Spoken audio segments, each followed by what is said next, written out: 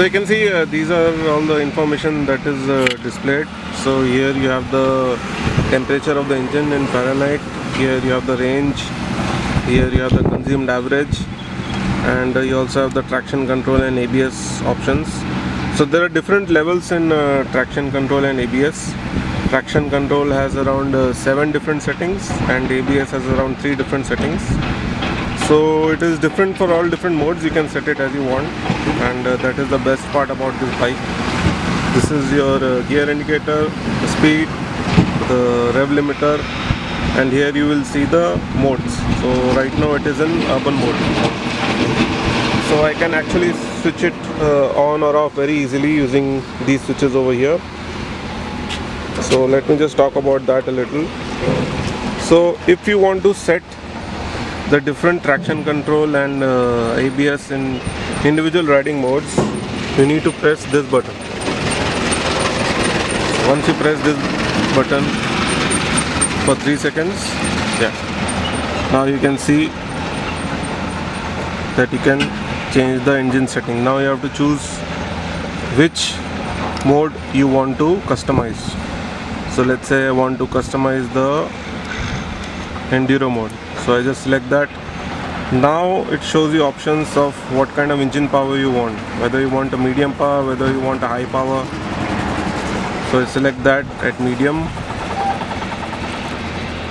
Okay, now I exit, and then you have also the option to you also have the, so you can just keep pushing these buttons up and down to go through the different options over here. Okay, so right now the traction control is flicking. So if I select that, now I can increase or decrease the value using this button, the up and down button. So let's say I want to keep the traction control at 2, so I select, and that is the enter key over here. And then you can also change the ABS. Now the ABS is flicking, so if I select that, now I can change the ABS value using this up and down button. So it's that easy. So now I select, exit, and now one of the very good features about the 950 is that you can actually memorize the customization option that you're given for individual riding mode. So you just have to press on memorize using this button, enter button, for 3 seconds, and then it shows mem OK. So the engine setting and the traction control and ABS are set for this mode. So now even when you switch off and then switch on the bike, it will have memorized this customization option, and it will keep the values as same. You don't need to set them again and again, unlike some of the other bikes. So that is a very big advantage of this. Okay, so now we'll go back. So you can select whatever mode you want.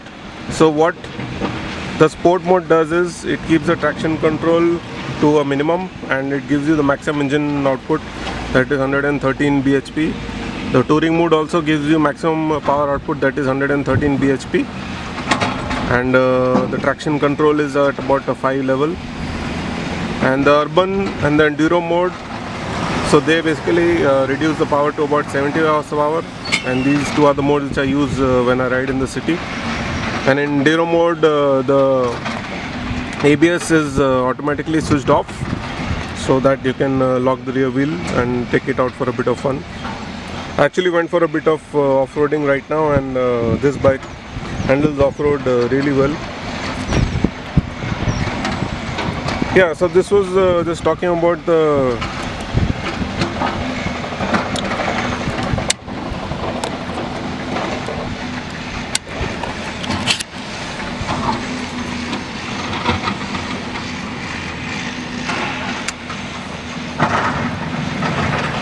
so apart from that, you have different warning lights. You have ABS over here, you have a neutral indicator over here, Then you have the high beam, low beam indicator here, fuel indicator. So here is the fuel indicator over here. That is the bar. And yeah, that's pretty much about it, regarding the interface. So I hope this video was informative for you guys, and I'll see you later.